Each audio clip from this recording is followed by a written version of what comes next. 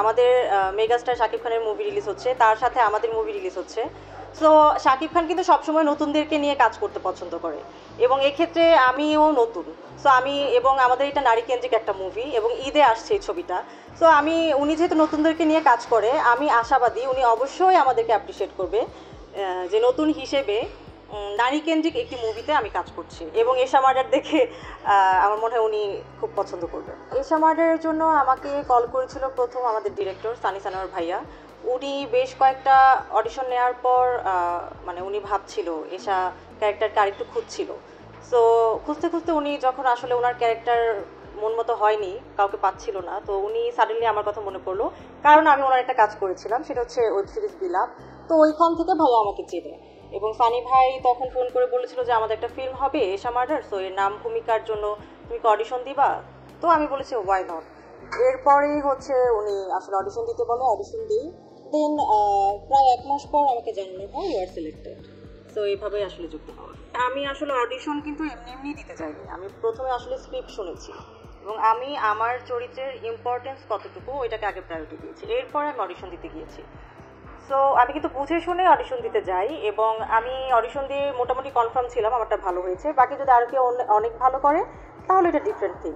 এবং যখন আমি প্রায় 1 মাস পর জানি ভালো করেছি, আমি সিলেক্টেড, তো তখন আসলে চরিত্রতে ঢোকার জন্য সানি ভাইয়া আমাদের ডিরেক্টর আমাদেরকে অনেক হেল্প করেছে। উনি অলমোস্ট 3 মান্থস আমাদেরকে উনি একদম হাতে কলমে একদম অ্যাক্টিংয়ে প্রচুর হেল্প করেছে, যার জন্য আসলে ক্যামেরার সামনে আমাদের আসলে মনেই হয়নি আমরা কোনো রোল প্লে করছি, মনে হয়েছে রিহার্সাল করছি, ওইটাই জাস্ট ক্যামেরার সামনে করছি।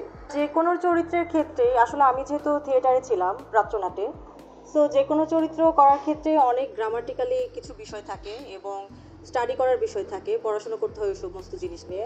তো এশার ক্যারেক্টারটা আমার একদম অপোজিট। আমি মানে কিছু কিছু দিক থেকে অপোজিট, যেমন আমি একটু চঞ্চল, এশা একটু কম চঞ্চল, একটু বোকাশোকা, এবং বাট এশা খুব সহজ সরল এবং সত্যবাদী।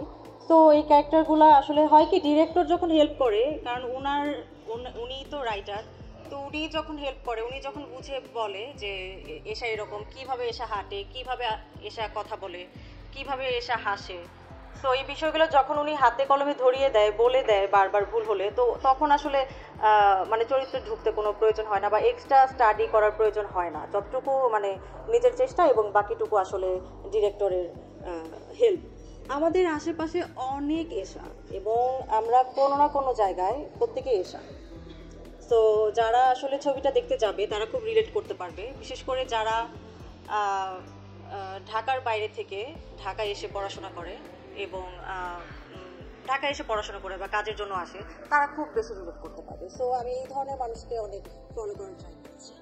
সো এটা আমাকে খুব হেল্প করেছে। স্ক্রিনে চরিত্রটি দেখার পর আমি বললাম না, আমাদের সবার মধ্যে এশা আছে, প্রত্যেকটা মেয়ের মধ্যে একজন করে এশা আছে, এবং তারা আসলে জানে, তারা ফেস করে অনেক কিছু, সমাজের অনেক কিছুই, অনেক নেগেটিভ কিছু প্রতিদিন আমাদেরকে প্রত্যেকটা মেয়ের ফেস করতে হয়, সে যে সেক্টরেই থাকুক না কেন। তো সবাই আসলে এশাকে ফিল করতে পারবে, এবং আমি চেষ্টা করেছি আমার দিক থেকে, এবং আমাদের কিন্তু অলমোস্ট 3 মাসের প্রশিক্ষণ ছিল। সেটা সানি ভাইয়া, আমাদের যে ডিরেক্টর সানি সানোয়ার ভাইয়া, ওনার অফিসে উনি আমাদেরকে প্রত্যেকজন আর্টিস্টকে ধরে ধরে একদম উনি প্রত্যেকটা ক্যারেক্টার উনি বুঝিয়েছেন, এবং অ্যাক্টিং ওয়াইজ ক্যামেরার সামনে অ্যাক্টিং করতে বলা হয়েছে। সো আমার কাছে আসলে এতটা ডিফিকাল্ট মনে হয়নি, যেহেতু এটা আমি কাজ হিসেবে বেছে নিয়েছি।